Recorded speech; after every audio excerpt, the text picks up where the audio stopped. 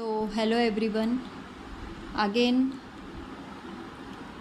preparation point channel is come with Maharashtra MCA CET mock test 12. So already मैंने mock test 11 Maharashtra MCA CET mock test series जहाँ पे 11 videos already post किए हैं। हर एक video में 10-10 questions को हमने कवर किया है, हर डिफरेंट पैटर्न के क्वेश्चन को कंप्लीट किया है जो एग्ज़ाम के लिए काफ़ी इम्पोर्टेंट है। And here is the 12th mock test for all of you. So 10 question रहेंगे, बट हर एक क्वेश्चन में जो 4 ऑप्शन है उनको भी हम अच्छे से स्टडी करेंगे। मोस्ट प्रोबेबली उन ऑप्शन पे ही अपकमिंग एग्ज़ाम में आपको क्वेश्चन दिखेंगे।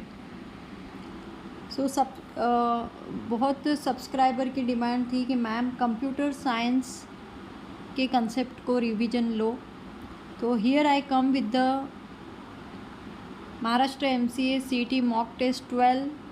It is basically based on the computer science questions, most important topics from the computer science. So the first question in front of you,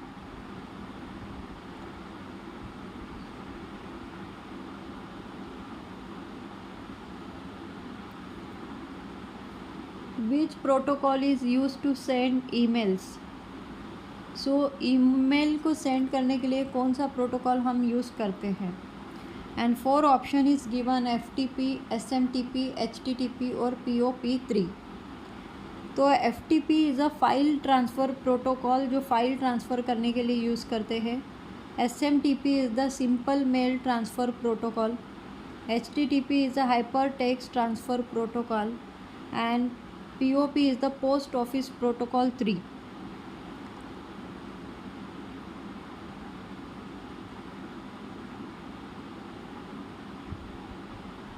तो मुझे comment में बताओ what is POP3 protocol. सो यहाँ पे जो है वो protocol is use to send email. तो ईमेल सेंड करने के लिए हम सिंपल मेल ट्रांसफ़र प्रोटोकॉल का यूज़ करते हैं. Simple mail transfer protocol is use to send emails.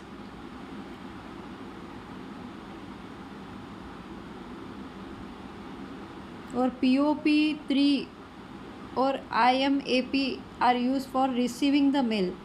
तो काफ़ी इम्पॉर्टेंट पॉइंट है, इसे हाईलाइट करो, यहाँ से क्वेश्चन पूछा जाता है. जैसे यहाँ पे हमने देखा कि मेल सेंड करने के लिए SMTP यूज़ होता है, तो मेल को रिसीव करने के लिए POP3 और IMAP यूज़ होता है. तो कमेंट में मुझे इन दोनों के फुल फॉर्म बताओ कि क्या रहेंगे.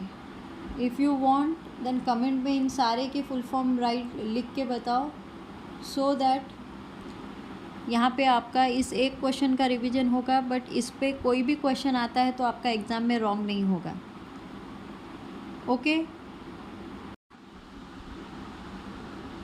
So your task is in सभी के फुल फॉर्म कमेंट बॉक्स में लिखें. इसमें से कौन सा प्रोटोकॉल है जो मेल सेंड करने के लिए यूज़ होता है और कौन से प्रोटोकॉल है जो मेल रिसीव करने के लिए यूज़ होते हैं. तो कमेंट में लिखे तो डेफिनेटली आपका यहीं पे प्रिपरेशन हो जाएगा.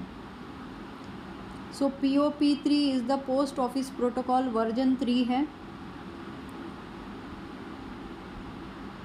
Then the second most important question, तो हम यहाँ पे सिर्फ एक सिंगल क्वेश्चन नहीं देख रहे हैं, उससे रिलेटेड जो चारों भी ऑप्शंस है उसकी भी डिटेल स्टडी कर रहे हैं, सो दैट एक क्वेश्चन में हम 5 कंसेप्ट की स्टडी कर रहे हैं.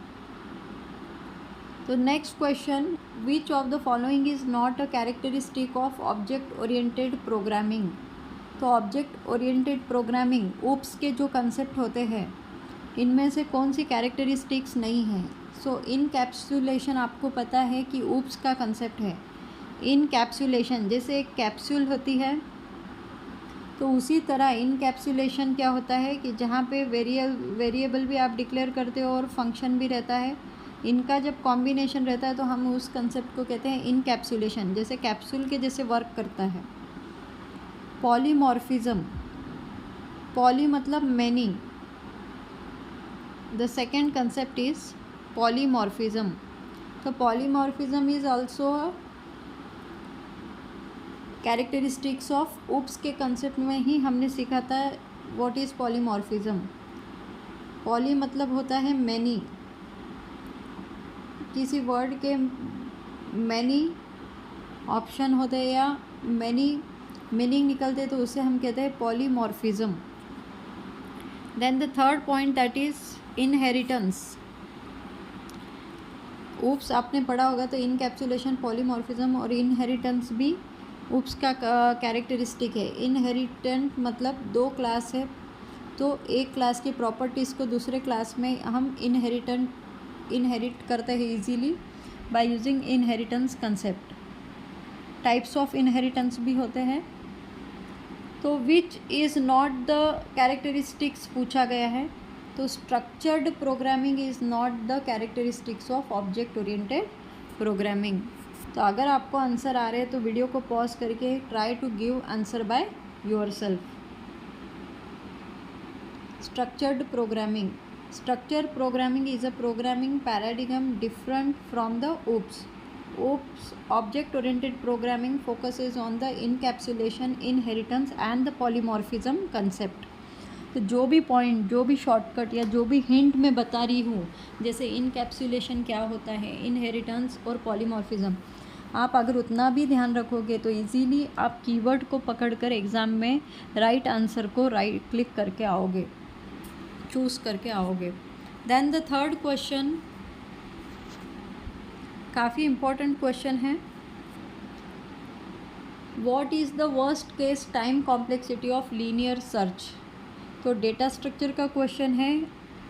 एल्गोरिदम कॉम्प्लेक्सिटी में लीनियर सर्च की वर्स्ट केस क्या होती है। आपको पता है कोई भी एल्गोरिदम है तो वो 3 केसेस में डिवाइड होता है, बेस्ट केस, एवरेज केस और वर्स्ट केस। तो यहाँ पे आपको वर्स्ट केस की कॉम्प्लेक्सिटी पूछी है for the linear search algorithm, तो वो क्या रहेगी, O(n) रहेगी, हमेशा याद रखो। तो इन पॉइंट को आपको नोट डाउन करना है। मॉक टेस्ट सीरीज़ में ऑलरेडी मैंने इस पर एक एक क्वेश्चन लिए हैं, तो वो सारे कॉम्प्लेक्सिटी सभी के एक पेज पर प्रॉपरली लिख के रहो और एग्ज़ाम के पहले उसे रिवीजन करते रहो। डेफिनेटली यहाँ से क्वेश्चन आपको आएगा।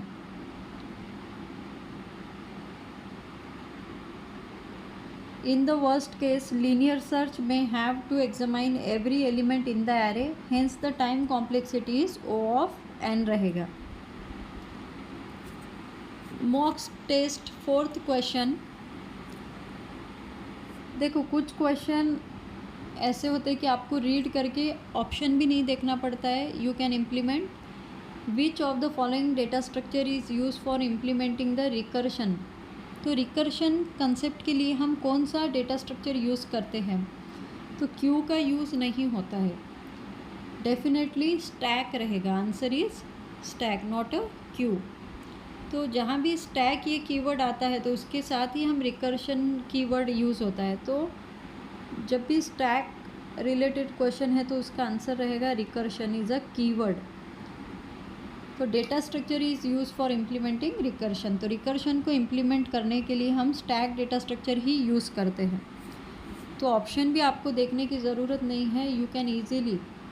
लिंक्ड लिस्ट और ट्री जब आपने पढ़ा होगा तो वहाँ भी कंसेप्ट में आपने रिकर्शन उनके साथ नहीं पढ़ा होगा, बट स्टैक जब आपने स्टडी किया होगा तो रिकर्शन का कंसेप्ट आपने ज़रूर पढ़ा होगा। Recursion uses the stack data structure internally to keep the track of function calls. Function call करने के लिए रिकर्शन हम किसे कहते हैं, जब एक फंक्शन खुद को ही कॉल करता है तो हम उसे कहते हैं recursion. Each recursion call is push on to the stack and when the call ends it is pop off the stack. तो जैसे ही फंक्शन कॉल होता है तो हम उसे स्टैक डेटा स्ट्रक्चर में ये स्टैक डेटा स्ट्रक्चर है, उसमें पुश करते हैं मतलब ऐड करते हैं, और व्हेन द कॉल एंड होने पे हम उस डेटा स्ट्रक्चर को पहले पुश करते हैं और देन यहीं से क्या करते हैं, उसको स्ट्रक्चर में से पॉप करते हैं मतलब बाहर निकालते हैं, रिमूव करते हैं। और पुश मतलब ऐड करते हैं, उस स्टैक में हम ऐड करते हैं। तो पुश का मतलब है ऐड करना, इंसर्ट करना, और पॉप का मतलब है रिमूव करना या स्टैक में से वैल्यू को बाहर निकालना।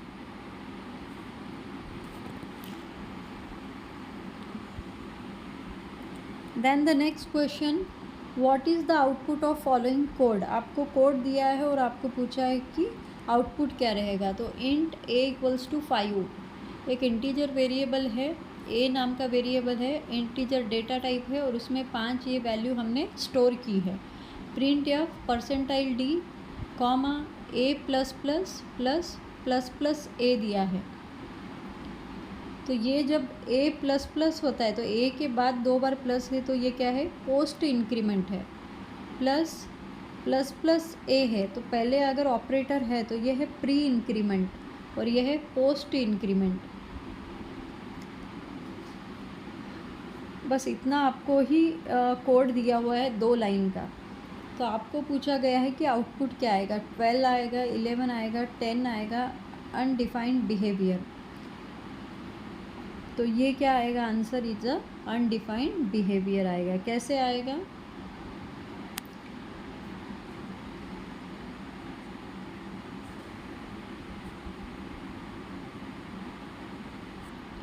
modifying and accessing the same variable a without intervening sequence point between a++ and ++a result in undefined behavior in a C language।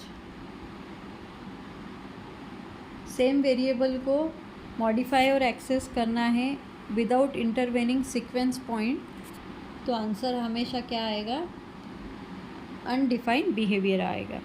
तो सी प्रोग्रामिंग के ऐसे ही सिंपल कोड आपको गिवन होते हैं 2 से 4 लाइन के, और वहाँ से आपको पूछते हैं कि इस प्रोग्राम का कोड क्या आएगा या सिंटैक्स में एरर रहेगा, तो वो आपको फाइंड आउट करना है।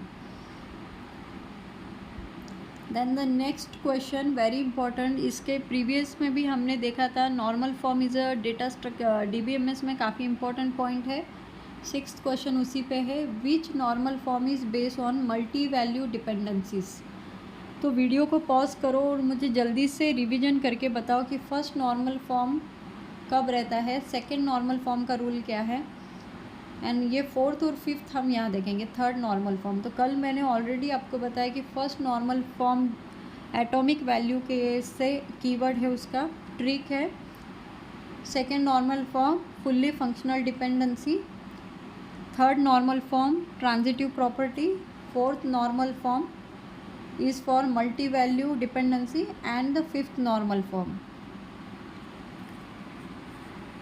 सो 4th नॉर्मल फॉर्म किस लिए होता है, मल्टी वैल्यू डिपेंडेंसीज के लिए होता है। तो 4th normal form deals with the multi value dependency which are the type of redundancy not addressed by the 3NF। And BCNF का फुल फॉर्म क्या है, वॉइस कोड नॉर्मल फॉर्म। तो BCNF का भी फुल फॉर्म एक बार comment में लिखो, और डेफिनेटली वीडियो को पॉज करके कमेंट करते जाओ। जितनी बार मैं बोल रही हूँ अभी आपको रियलाइज़ नहीं होगा, बट आपने अभी मेरे साथ ही रिवीजन किया तो एग्ज़ाम में डेफिनेटली 100% मैं श्योर हूँ कि ये सब पॉइंट आपके लिए यूज़फुल रहेंगे।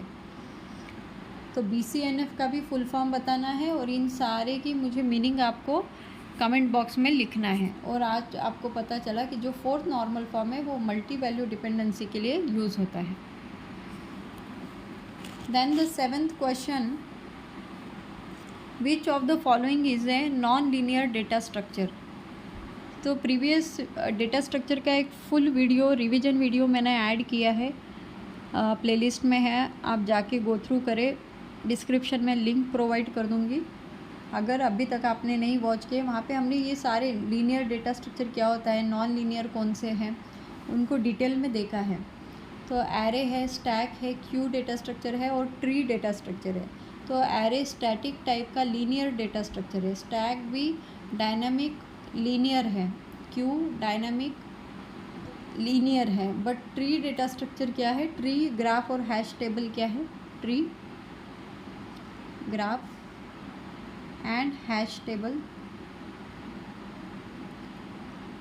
are the non-linear data structures and array stack queue are the linear data structures है। ठीक है, ये याद रखो, यहाँ से डेफिनेटली आपको एक क्वेश्चन आएगा। देन द नेक्स्ट क्वेश्चन देखो, यहाँ पे एक्सप्लेनेशन भी प्रोवाइड किया है। Trees represent the hierarchical relationships and classified as a non linear data structure. तो ट्री डेटा स्ट्रक्चर ये हायरार्चिकल रिलेशनशिप में रिप्रेजेंट होता है। तो डेटा स्ट्रक्चर का फुल वीडियो में डिस्क्रिप्शन में प्रोवाइड कर दूंगी, वहाँ से डेफिनेटली उस वीडियो को वॉच करें। तो डेटा स्ट्रक्चर का कोई भी क्वेश्चन आपका एग्ज़ाम में रॉन्ग नहीं होगा। देन द नेक्स्ट क्वेश्चन काफ़ी टाइम रिपीटेड क्वेश्चन है, इसलिए हर बार आपको ये क्वेश्चन दिख रहा है। विच of the following is A volatile memory? Already हमने देखा है कि हार्ड डिस्क है, रोम है, फ्लैश मेमोरी है या रैम है। तो वोलाटाइल रैम रहेगी, बाकी ये जो तीनों है वो नॉन वोलाटाइल रहेंगे, क्योंकि RAM is a primary memory and these are the secondary memories. RAM is a temporary memory and these are the permanent memory you can call. RAM loses it data when the power is turned off, hence it is called as a volatile memory। तो already हमने ये देखा है। Then the ninth question again from the DBMS। Entity क्या होता है, attribute क्या होता है, उस पर बेस क्वेश्चन है। काफ़ी इम्पोर्टेंट है ये क्वेश्चन भी। ऐसे ही बेसिक क्वेश्चन एग्ज़ाम में आते हैं। In an ER diagram, ER is a entity relationship diagram. क्या होता है? Entity relationship diagram. और diamond shape represents, diamond shape किस लिए रिप्रेजेंट होता है? तो सबसे पहले आपको पता होना चाहिए कि व्हाट इज़ एंटिटी। तो यहाँ पे 2 मिनट में मैं आपको एक्सप्लेन करूँगी। सो कंप्लीट वीडियो वॉच करें, छोटे छोटे पॉइंट्स में सब कवर कर रही हूँ आपके एक ही वीडियो में। तो सबसे पहले एंटिटी क्या होती है आपको पता होना चाहिए। सो एंटिटी को हम ऐसे रेक्टेंगल बॉक्स से रिप्रेजेंट करते हैं। देन द एट्रीब्यूट होता है, क्या होता है? एट्रीब्यूट, उसको हम ऐसे ओवल शेप में और इलिप्स शेप में क्या करते हैं? रिप्रेजेंट करते हैं। एंड डायमंड शेप जो होता है वो किस लिए होता है? फॉर द रिलेशनशिप, रिलेशनशिप को रिप्रेजेंट करने के लिए हम यूज़ करते हैं। तो एंटिटी क्या होता है? Entity any real life object, real life में जो भी चीज़ ऑब्जेक्ट है उसे हम क्या कहते हैं? एंटिटी कहते हैं। फॉर एग्जांपल आप अभी ये वीडियो मोबाइल हाथ में लेके देख रहे हो, तो मोबाइल इज़ एन ऑब्जेक्ट, तो वो आपके लिए क्या हो गया? एक एंटिटी होगी। एट्रीब्यूट मतलब क्या? उस एंटिटीज़ की प्रॉपर्टीज़। जैसे मोबाइल अगर एक एंटिटी हो गया तो एट्रीब्यूट्स क्या रहेंगे उस मोबाइल के? उस मोबाइल का वेट कितना है, हाइट कितनी है, मोबाइल कौन से कंपनी का है, मोबाइल के मतलब जितने भी प्रॉपर्टीज़ है वो सारे क्या हो जाएंगे? उसके एट्रीब्यूट। मोबाइल किस कंपनी का है, देन जितने भी फीचर्स मोबाइल से रिलेटेड है वो सारे एट्रीब्यूट हो जाएंगे उस एंटिटी के। और रिलेशनशिप मतलब एंटिटी में क्या रिलेशनशिप है। तो सिंपल आपको क्वेश्चन है कि डायमंड हम किस लिए यूज़ करते हैं, तो आपको पता होना चाहिए रिलेशनशिप के लिए। एंटिटी के लिए हम हमेशा रेक्टेंगल यूज़ करेंगे, एट्रीब्यूट के लिए ओवल शेप यूज़ करेंगे और रिलेशनशिप के लिए हम डायमंड यूज़ करेंगे। तो कमेंट करो ये तीनों पॉइंट अगर आपको समझ में आ गए हैं। तो फॉर एग्ज़ाम्पल देखो, एक स्टूडेंट अगर एक एंटिटी है, क्या है? स्टूडेंट अगर एंटिटी है, ये एक स्टूडेंट है, ये एक रियल लाइफ ऑब्जेक्ट है, तो समझो हमने, या कार ले लो, स्टूडेंट ले लो या फिर स्टूडेंट लेते जो, तो ये एक एंटिटी है। इसलिए मैंने अभी बताया एंटिटी को हम किस में बताते हैं? रेक्टेंगल में। तो ये स्टूडेंट का जो नेम हो गया, नेम ये उसका एक एट्रीब्यूट है। वो स्टूडेंट का कोई रोल नंबर है तो वो स्टूडेंट के लिए एक एट्रीब्यूट है। देन वो स्टूडेंट का एड्रेस या फिर you can call last name, वो स्टूडेंट की एज, तो ये सबको मैं रेक्टेंगल शेप में बता रही हूँ, ये ओवल शेप में बता रही हूँ, मतलब ये सारे क्या हो गए, उसके एट्रीब्यूट्स हो गए। और रिलेशनशिप मतलब ये एक स्टूडेंट एक एंटिटी है और दूसरी एंटिटी समझो क्लास एंटिटी है, तो उन दोनों में जब हम रिलेशन बताते हैं तो हम यहाँ पे उन दोनों के बीच में क्या बताते हैं, रेक्टेंगल शेप बताते हैं, सॉरी डायमंड शेप बताते हैं, उसे ही हम रिलेशनशिप कहते हैं।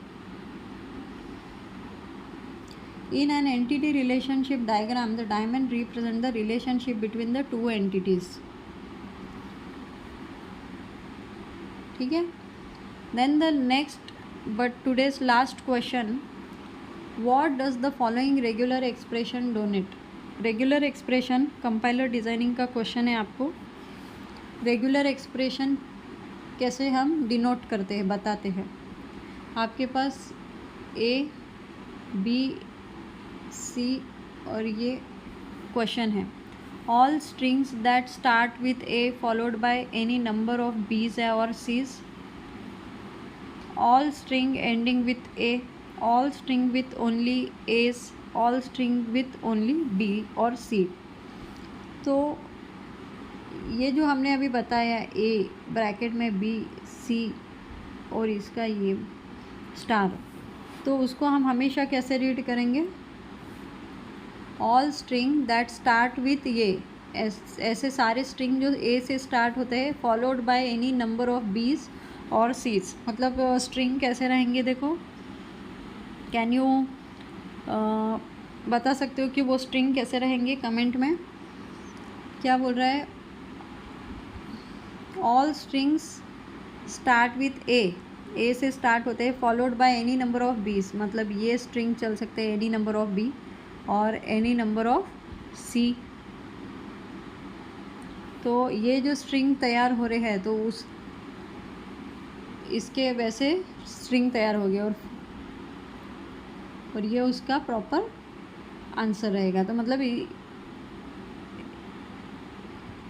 इसको हम ऐसे रीड करते हैं, all strings that starts with a followed by any number of b's और seize. The expression means 1a followed by 0 or more star of either B's or C's। ये स्टार जो यहाँ पे हम बनाते हैं उसका मतलब है 0 और मोर, जो भी ये B और C है, एक तो 0 रहेंगे या नंबर ऑफ टाइम्स रहेंगे A के बाद।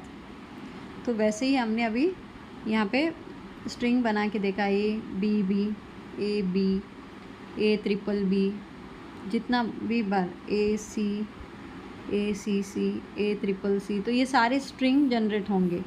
सो these are the 10 most important questions of computer science, जहाँ पे मैं operating system, fundamental of computer, data structures, compiler designing, then DBMS, सारे कंप्यूटर नेटवर्क, तो सारे जो कोर सब्जेक्ट हैं उनके प्रीवियस ईयर क्वेश्चन, उनके पैटर्न्स और इम्पोर्टेंट कंसेप्ट पे ये मॉक टेस्ट बना रही हूँ। If you like then please like share and subscribe करें। और जो लोगों ने आज लाइव अटेंड किया उनको पता है कि वो कितना यूज़फुल था। सो टुमारो 7 PM, कल भी हम 7 PM को मैं लाइव आऊँगी। तो जो भी आपके डाउट है, इम्पोर्टेंट कंसेप्ट कौन से है, कोई कंसेप्ट आपको डाउट सेशन में क्लियर करवाना है, तो वो सब एक्सप्लेनेशन में आपको 7 PM का tomorrow we will meet at live session. So if you like the video then please like share and subscribe करो। और जितना भी टास्क मैंने बताया है कि कमेंट करने के लिए, उतने सारे कमेंट करो। एंड नेक्स्ट वीडियो आपको किस पॉइंट पे चाहिए, किस कंसेप्ट पे चाहिए, so please comment. Thank you.